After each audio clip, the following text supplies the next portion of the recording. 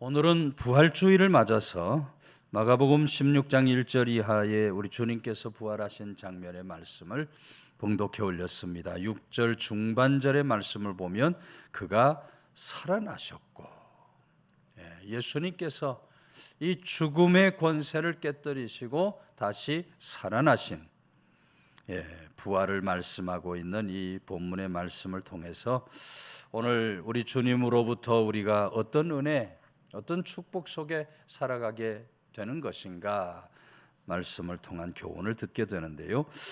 1절에서 3절까지 말씀은 안식일이 지남에 막달라 마리아와 야고보의 어머니 마리아와 또 살로메가 가서 예수께 바르기 위하여 향품을 사다 두었다가 안식 후 첫날 매우 일찍이 해돋을 때 그 무덤으로 가며 서로 말하되 누가 우리를 위하여 무덤 문에서 돌을 굴려주리요.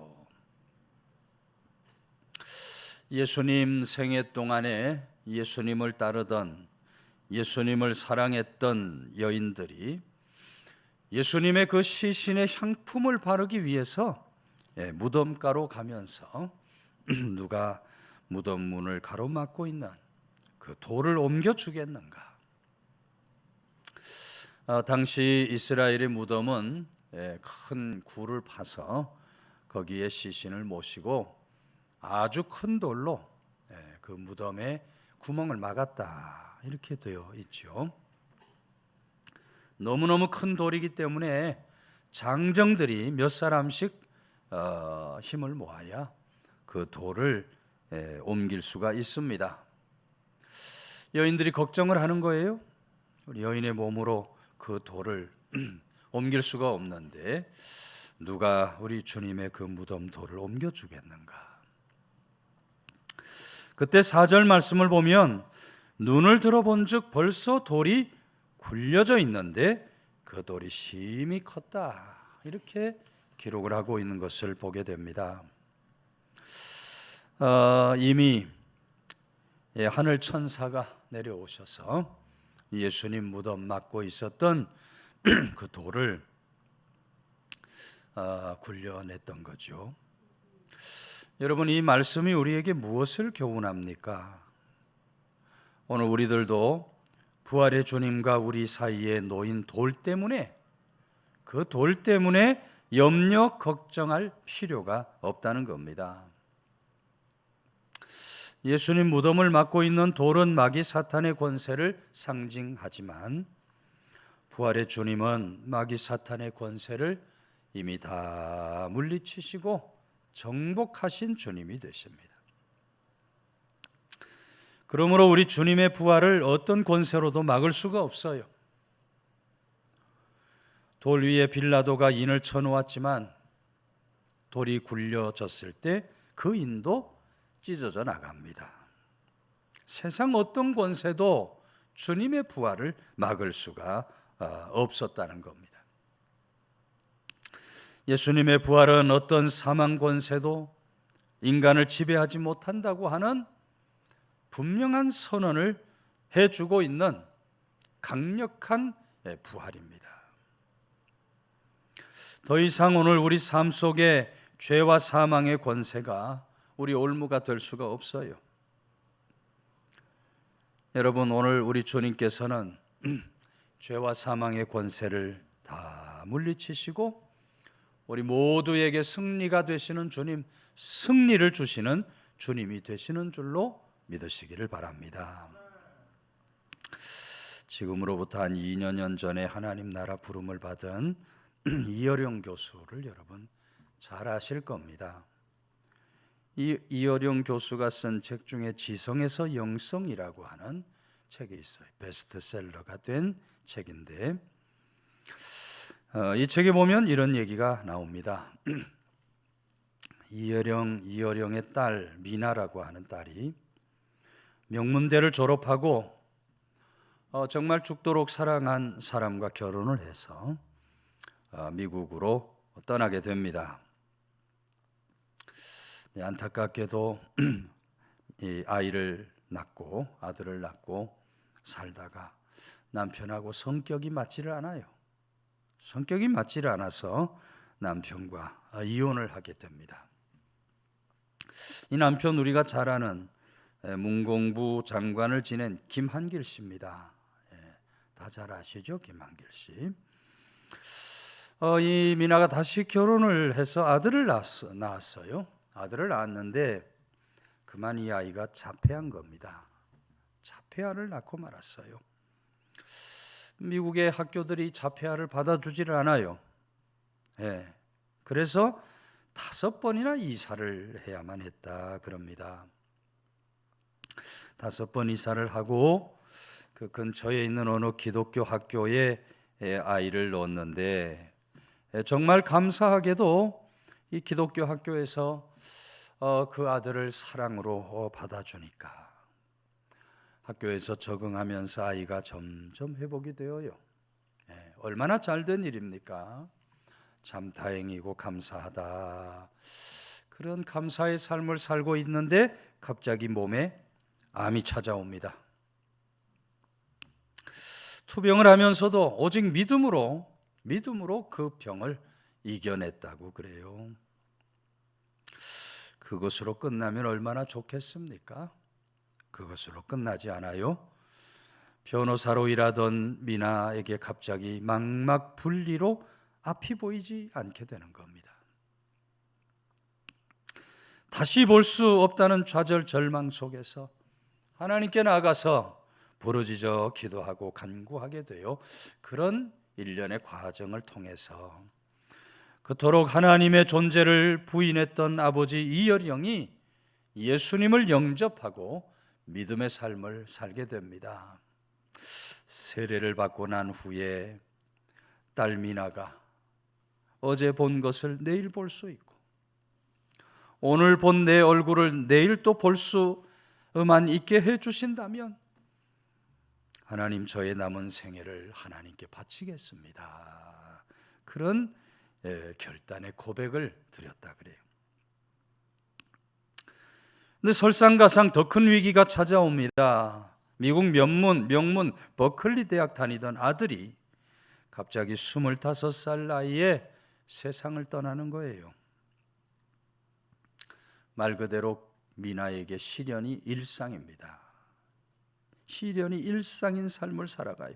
결혼 후 30년 동안 웃는 날보다 가슴 치며 우는 날이 더 많았다. 근데 그럼에도 불구하고 미나는 모든 시련과 고난이 내게는 축복이었다. 모든 시련과 고난이 내게 축복이었다라고 고백을 합니다. 여러분 어떻게 그런 참담한 인생 속에서 그런 감사의 고백을 드릴 수가 있겠습니까? 한마디로 신앙의 승리인 줄로 믿으시기를 바랍니다. 믿음으로 이 모든 것을 이겨내는 거예요. 아들을 떠나보낸 후에 미나는 목사 안수를 받았다 그래요.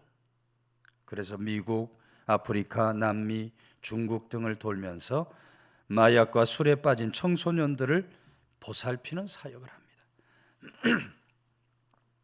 그녀가 쓴 간증집인 땅끝의 아이들이라는 책을 보면 시련을 통과한, 직접 보고 듣고 겪은 그런 여러 가지 사랑의 기적 이야기들이 거기에 담겨져 있습니다.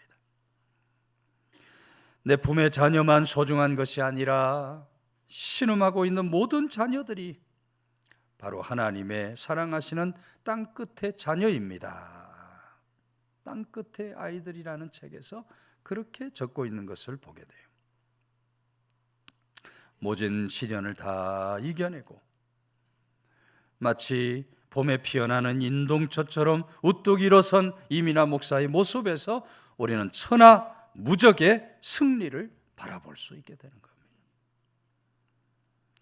여러분 무엇이 미나를 그렇게 위대한 하나님의 사람으로 만듭니까?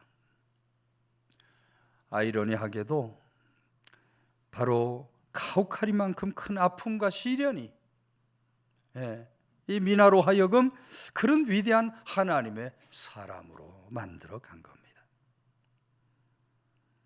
이 모든 시련, 아픔을 극복하면서 그 속에서 나타나는 주님의 승리를 받아 누리며 살아갈 수 있었던 겁니다. 그러니 미나는 모든 시련과 고난이 내게 축복이었다. 축복이었다. 여러분, 오늘 우리들의 삶의 자리에도 크고 작은 시련, 아픔들이 얼마나 많은지 몰라요. 이 한 사람 한 사람 들여다보면 시련이 없고 아픔이 없는 사람 아무도 없습니다. 여러분, 그런 삶의 자리에서 두려움 없는 승리의 삶을 살아가는 비결은 우리 삶을 바라보는 태도에 있다는 것을 잊지 말아야 합니다. 이 세상을 바라보는 우리 태도에 달려 있어요. 캄캄한 밤에 앞을 보면 아무것도 보이지 않아요. 그러나 그 밤에 눈을 들어 하늘을 보면 하늘의 별들이 반짝이는 겁니다. 캄캄한 밤일수록, 밤이 어두울수록 별빛이 더욱 선명하게 빛나게 되어 있어요. 비바람 몰아치는 먹구름 속에도 여전히 태양은 밝게 빛나고 있는 겁니다. 그와 같이 우리 믿음의 눈으로 다시 사신 우리 주님을 바라볼 수 있는 사람, 어떤 시련, 어떤 아픔 속에서도 넉넉히 이기고 승리하는 삶을 살아갈 수가 있게 된다. 부활절을 맞아서 우리는 내 앞에 있는 고난만 바라보아서 안 됩니다.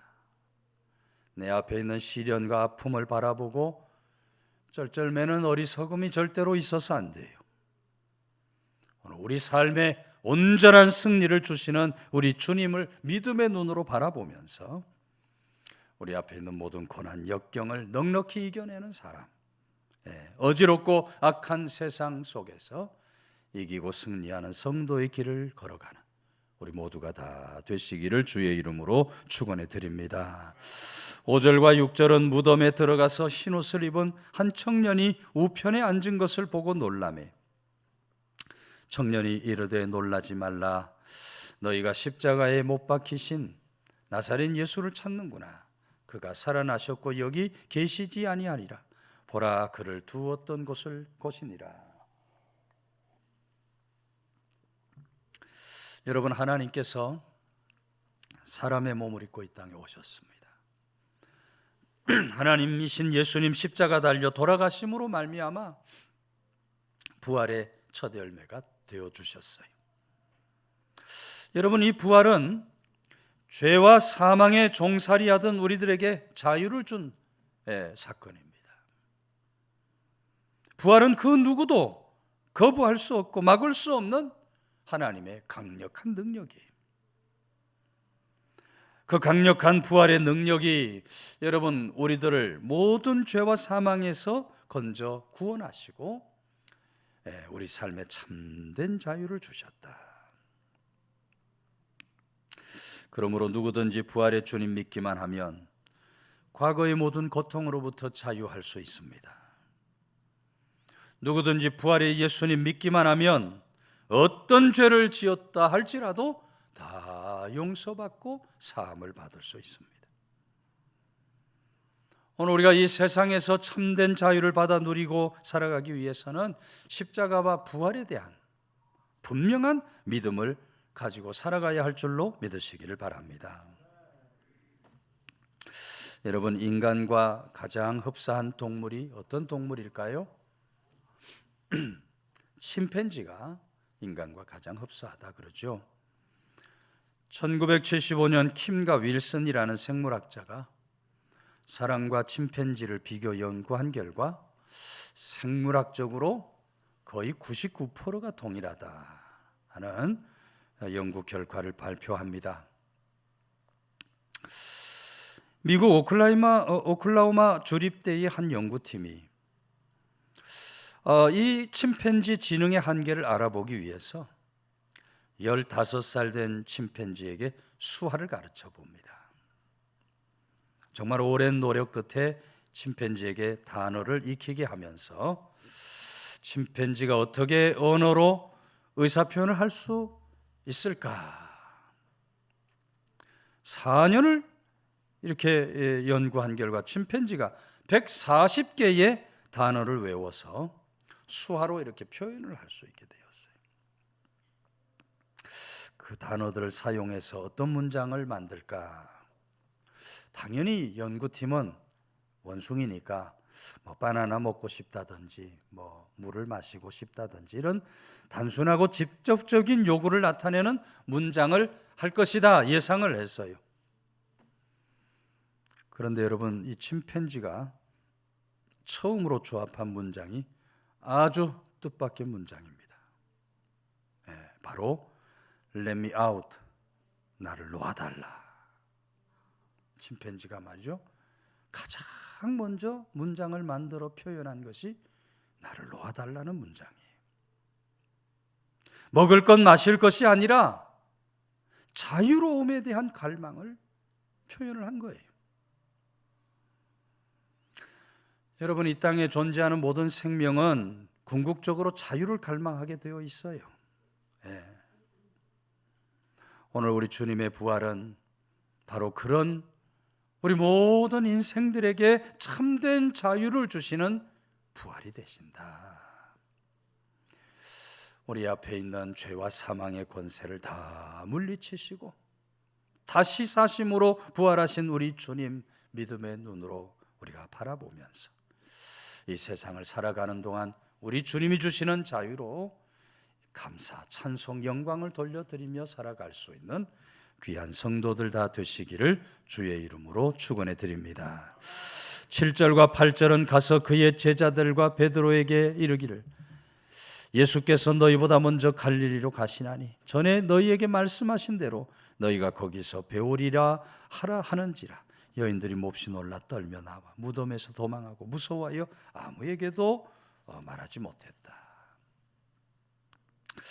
여러분, 이 7절에 나오는 베드로, 우리 잘 아는 대로 예수님을 3번이나 모른다 부인을 하고 고향으로 도망치다시피 돌아갑니다. 그런데 다시 사신 우리 주님, 부활의 주님은 오늘 말씀 보면 내가 먼저 갈릴리로 가서 베드로를 만날 것이니 베드로에게 알려라. 먼저 예수님께서 베드로에게 가셔서 베드로를 품어주셨다는 겁니다. 요한복음 21장 말씀 보면 부활 후에 만난 예수님께서 떡과 구운 생선을 베드로에게 주시면서 위로하시고 격려를 해 주십니다. 정말 죽고 싶은 베드로, 살 소망이 없는 베드로에게 우리 주님께서 살 소망을 주시는 거예요. 여러분, 우리 주님의 부활은 역사적인 사건이었고 그 주님의 부활을 받은 우리들도 반드시 부활할 것이기 때문에, 우리들의 부활도 역사적인 사건이 될 것이기 때문에 여러분, 이 부활이 우리에게 소망을 가져다 주는 줄로 믿으시기를 바랍니다. 오늘 우리 삶에 어떤 고난 역경이 와도, 심지어 죽음 앞에서도 우리는 소망을 지니고 살아가는 사람이라는 것을 잊지 말아야 돼요. 부활은, 우리 주님의 다시 사심은 우리 모두에게 소망을 가져다 주는 그런 부활이 되셨다. 옛날 영국에서 많은 사람 태우고 바다 건너 미국으로 가던 배가 있었습니다. 갑자기 풍랑을 만나서 금방이라도 뒤집힐 듯 심하게 배가 요동칩니다. 배 안에 있는 사람들이 난리가 났죠. 이리저리 뛰다니면서 아우성을 칩니다. 근데 그런 사람들의 아우성에도 조금도 아랑곳하지 않고 어떤 부부가 손을 모으고 하나님 앞에 기도를 드리고 있어요. 중년의 부부가 하나님 앞에 기도를 드려요. 아우성 치던 사람 중에 하나가 와서, 아니 지금 배가 금방이라도 뒤집혀져 다 죽게 될지도 모르는데 당신들은 두렵지 않습니까? 어떻게 이렇게 태연하게 기도할 수 있습니까? 물으니까 이 부부가 하는 말이, 우리들에게는 딸이 둘이 있습니다. 그런데 큰딸은 몇 년 전에 사고로 죽어서 천국에 가 있고, 작은 딸은 지금 미국에 있습니다. 우리 부부가 지금 작은 딸 찾아 미국으로 가는 중인데, 만일 이 배가 무사히 미국에 도착한다면 거기서 작은 딸을 만나게 될 겁니다. 그러나 배가 뒤집혀 우리들이 여기서 죽게 된다면 천국에 가서 큰 딸을 만날 수 있을 겁니다.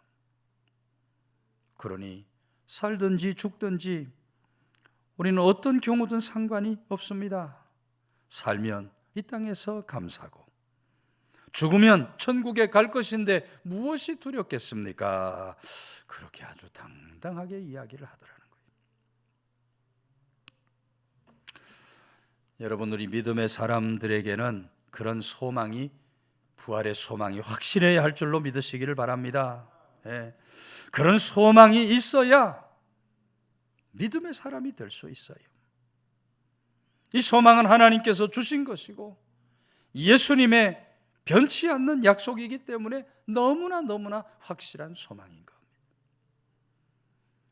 요한복음 14장에서 우리 주님은 내가 너희를 위하여 거처를 예비하러 가노니 가서 너희를 위하여 거처를 예비하면 내가 다시 와서 너희를 내게로 영접하여 나 있는 곳에 너희도 있게 하리라. 약속의 말씀을 주십니다. 우리들을 위해서 하늘 초소를 준비하시고 우리들을 영접해 주실 그 주님을 향한 흔들리지 않는 그런 소망의 믿음을 우리가 지닐 수 있어야 한다. 그래서 여러분, 부활신앙 있는 사람은 죽음 앞에서 두려워 떨지 않는 줄로 믿으시기를 바랍니다. 예. 어떤 죽음이 내 앞에 온다 할지라도 부활신앙이 있는 사람은 죽음 뒤에 있는 천국 소망으로 살아가는 사람이에요. 이 부활에 대한 분명한 믿음, 분명한 확신을 가지고 우리가 주신 세상 믿음을 살아갈 수 있어야 하는 겁니다. 노벨 문학상 수상 작가인 라게르크 비스트라는 사람이 쓴 소설이죠. 바라바라는 제목의 소설이 있습니다. 이 책에 보면 이런 얘기가 나와요. 예수님 당시 바라바라 하는 교수가 밀란을 일으킨 죄로 붙잡혀서 사형수가 됩니다. 근데 마땅히 십자가 달려 죽어야 할 자신을 대신해서 예수님이라는 사람이 십자가에 달리게 되고 자기는 석방이 된다는 겁니다. 바라바가 하도 이상해서 멀리 서서 예수님께서 십자가에서 죽으시는 그 장면을 지켜보게 됩니다. 그리고 스스로에게 물어요. 저 사람 도대체 누구기에 내 대신 십자가에서 죽어가야 하는가? 아주 깊은 의문에 고뇌에 빠지게 됩니다. 그리고 그렇게 자신을 위해서 대신 죽어가는 예수님을 바라보다가 저분이야말로 메시아구나, 이 세상에 오신 메시아구나 사실을 깨닫게 되고 주님께서 다시 사신 부활도 확실하게 바라봐가 믿게 되는 겁니다. 그렇게 예수님이 메시아 되심, 부활하심을 분명히 깨달은 바라바가 더 이상 세상에서 편한 삶을 살 수가 없어요. 그래서 당시 로마 시내 방화 사건에 스스로 연루되어서 예수님처럼 십자가에서 처형을 받아 죽음을 당하게 됩니다. 순교의 길을 가게 되는 거예요. 그렇게 함으로써 스스로 우리 주님의 부활이 확실하고 나의 부활도 확실하다, 부활에 대한 증인의 삶을 살아가게 된 겁니다. 여러분, 이 라게르크 비스트의 바라바라는 소설이 말하고자 하는 이야기가 무엇입니까? 부활의 주님을 만난 사람은 누구라도 참된 소망을 가지고 세상을 살아갈 수 있게 된다는 겁니다. 심지어 죽어 마땅한 사람도 부활의 주님을 만나기만 하면 저 천국을 소망하면서 소망 가운데 세상을 살아갈 수 있게 된다는 거예요. 오늘 우리 모두 우리 주님께서 다시 사신 부활절을 맞아서 소망 가운데 든든히 서는 사람들이 되어야 할 줄로 믿으시기를 바랍니다. 내 삶에 어떤 고난 역경이 온다 할지라도 성도는 소망을 잃지 말아야 돼요. 내 앞에 죽음이 다가온다 할지라도 성도는 소망을 절대로 잃지 말아야 합니다. 우리 모두에게 소망을 주시기 위해서 다시 살아나신 부활의 주님 마음에 품고 부활의 소망을 붙들고 살아갈 수 있는 그런 귀한 성도들이 다 되시기를 주의 이름으로 축원해 드립니다.